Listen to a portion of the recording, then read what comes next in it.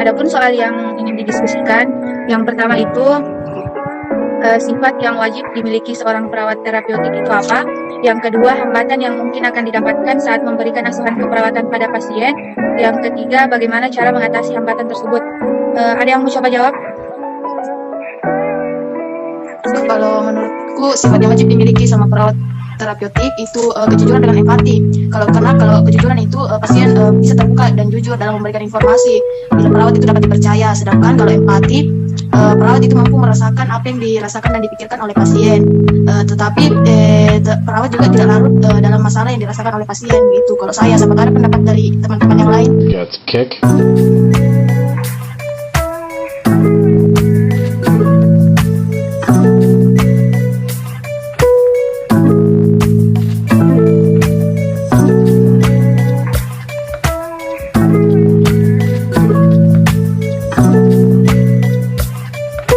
Lanjut nih mungkin ke pertanyaan kedua nih, nanti kesimpulan, langsung kesimpulan saja. Ya.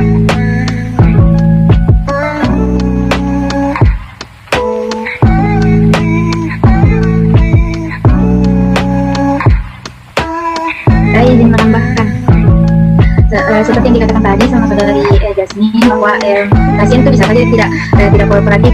Contohnya itu seperti kayak kan misal kayak vaksin, kan itu banyak rumor, banyak yang bilang tuh kalau misalnya itu banyak berita hoax tentang vaksin itu sendiri, misal kayak menyebabkan kelumpuhan begitu sehingga terkendala pemberian asuhan keperawatan kepada klien karena hal itu, karena pasien itu termakan hoax, jadi terhambat di pemberian asuhan keperawatannya. Kalau saya izin menambahkan juga, yang pertama itu mungkin karena kurangnya pengakuan atau penghargaan dari pasien kepada perawat, kemudian adanya beban kerja yang dilakukan perawat, yang ketiga sarana dan prasarana yang kurang, yang keempat pengetahuan perawat, dan yang terakhir itu tidak adanya kerjasama antara perawat dan pasien. Saya izin jawab di apa cara mengatasinya tadi itu hambatan yang saya sebutkan. Tadi hambatan yang saya sebutkan itu ada perbedaan bahasa dan pasien tidak kooperatif. Cara mengatasinya itu perbedaan bahasa, perawat ke salah satu teman sejawat yang sedang bertugas saat itu dan berasal dari daerah yang sama dengan pasien, atau meminta keluarga untuk menyampaikan ke perawat apa yang dikatakan oleh pasien. Kemudian yang kedua, pasien tidak kooperatif. Cara mengatasinya, perawat memberikan serta menyampaikan informasi yang dibutuhkan dengan penuh perhatian kepada pasien agar pasien mau untuk diberikan asuhan keperawatan dan Adapun mengatasi hambatan-hambatan dalam berkomunikasi, yang pertama, meningkatkan umpan balik untuk mengetahui apakah pesan atau informasi telah diterima, dipahami, dan dilaksanakan atau tidak.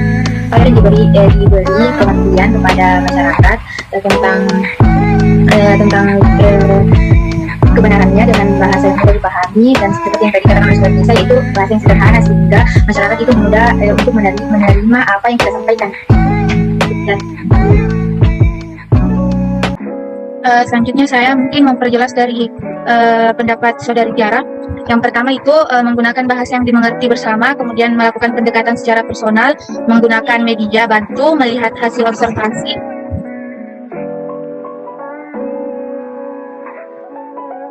Hasil diskusi atau kesimpulan dari kelompok kami. Yang pertama, sifat yang wajib dimiliki oleh perawat yaitu memiliki sifat kasih sayang. Wajib hukumnya seorang perawat harus mampu memberikan kasih sayang kepada seluruh pasien tanpa membeda-bedakan. Yang kedua, masalah yang dihadapi dalam komunikasi terapeutik yaitu resistensi. Resistensi adalah upaya klien untuk tetap tidak menyadari aspek penyebab ansietas yang dialaminya. Resistensi merupakan keengganan alamiah atau seperti penghindaran verbalisasi yang telah dipelajari atau mengalami peristiwa yang menimbulkan aspek diri seseorang.